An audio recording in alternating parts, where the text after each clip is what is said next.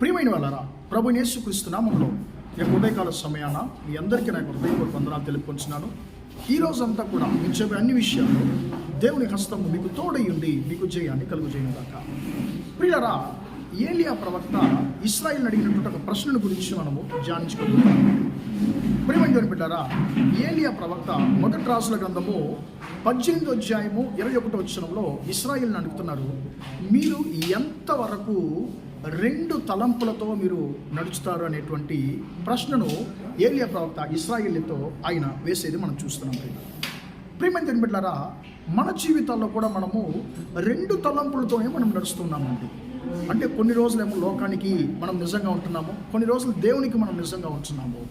ప్రియమైన దేవుని బిడ్డలారా, అలా ఉంటే మన ఆశీర్వాదానికి మనమే అడ్డుబండలుగా నిలిచేవారిగా మారిపోతాము.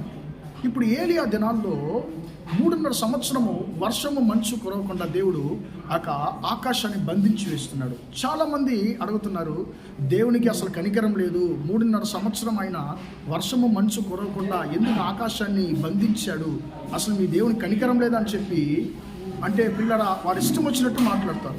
ఎందుకు ఇక్కడ ఆకాశాన్ని దేవుడు బంధించాడంటే, ఇశ్రాయేలు జీవము గల దేవుని ఆరాధించవలసినటువంటి ఇశ్రాయేలు బయలుదేవతను ఆరాధించారండి. ఈ బయలుదేవత అంటే ప్రియరా అన్య దేవత, అది వర్షానికి వ్యవసాయానికి దేవత అండి. ఇప్పుడు జీవం గల దేవుణ్ణి ఆరాధించకుండా వీళ్ళు విగ్రహాన్ని ఆరాధిస్తున్నారు కాబట్టి దేవుడు ఏం చేశాడు, ఆయన క్రియ చేయకుండా ఆయన ఆగిపోయాడు. కాబట్టి 3.5 సంవత్సరము మంచు వర్షము కురవలేదండి. ఎప్పుడైతే వారు యెహోవా జీవం గల దేవుడని ఒప్పుకున్నారో అప్పుడు ఆటంకం తొలగించబడింది. ఏలియా అంటున్నాడు, మీరు ఎంతవరకు 2 తలంపులతో మీరు నడుస్తారు, యెహోవా దేవుడైతే ఆయన్ని ఆరాధించండి, బయలుదేవత అయితే ఆయన్ని ఆరాధించండి అని చెప్పి ప్రియుల తర్వాత ఏలియా ఆకాశం నుంచి అగ్ని దింపి యెహోవా జీవము గల దేవుడని నిరూపిస్తున్నాడు. అప్పుడు ఇశ్రాయేలు యెహోవాయే జీవము గల దేవుడని ఒప్పుకుంటున్నారు, తమ పొరపాటును సరిచేసుకుంటున్నారు. అంతవరకు ప్రియులరా వారికి అడ్డుబండగా ఉన్నటువంటి ఒక వర్షము మళ్ళీ ఆగిపోయింది. ప్రియమైన దేవుడు బిడ్డలారా, వర్షాన్ని దేవుడు కురిపించాడు, వారికి సమస్యని దేవుడు మార్చాడు. ఎప్పుడు సమస్య మారిందంటే, ఎప్పుడైతే వారు తన యొక్క 2 తలంపులను మార్చుకున్నారో, 2 దోణిలో అంటే ప్రయాణం చేసేటువంటి జీవితాన్ని మార్చుకున్నారు, అప్పుడు వారి జీవితంలో ఉన్నటువంటి ఆటంకము తొలగిపోయింది. ఆశీర్వాదాన్ని దేవుడు ప్రియులారా ఆశీర్వాద వర్షాన్ని దేవుడు కురిపించాడు.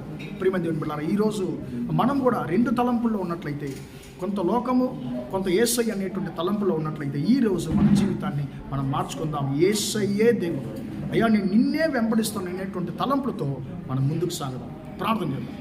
ప్రేమగల మా తండ్రి, దయగల దేవా, ఇంతవరకు తండ్రి యొక్క మాటలు విన్న మీ బిడ్డలు మీరు దీవించండి, ఆశీర్వదించండి. యెహోవాయే జీవము గల దేవుడు అని తండ్రి స్తోత్రం యేసయ్యా. అయ్యా వారు ఒప్పుకున్నప్పుడు ఇశ్రాయేలు తండ్రి వారికి ఉన్న అడ్డుబండను తొలగించి ఆశీర్వాద వర్షాన్ని కురిపించిన దేవుడు తండ్రి, మీ బిడ్డల యొక్క జీవితాల్లో కూడా తండ్రి అయ్యా 2 తలంపులతో 2 దోణుల్లో తండ్రి ప్రయాణం చేసేటువంటి జీవితాన్ని మార్చివేసి తండ్రి నిన్నే వెంబడించేటువంటి కృపను దయచేయమని ప్రార్థిస్తున్నాను. మీ బిడ్డలకు ఆశీర్వాదానికి అడ్డుబండలు ఉన్న ప్రతి ఒక్క అడ్డును ఆటంకాన్ని తొలగించమని యేసయ్య నామములో ప్రార్థిస్తున్నాను తండ్రి. ఆమేన్, ఆమేన్. ప్రియమైన వాళ్ళారా, దేవుడు మిమ్మల్ని దీవించి ఆశీర్వదించును గాక. Praise the lord.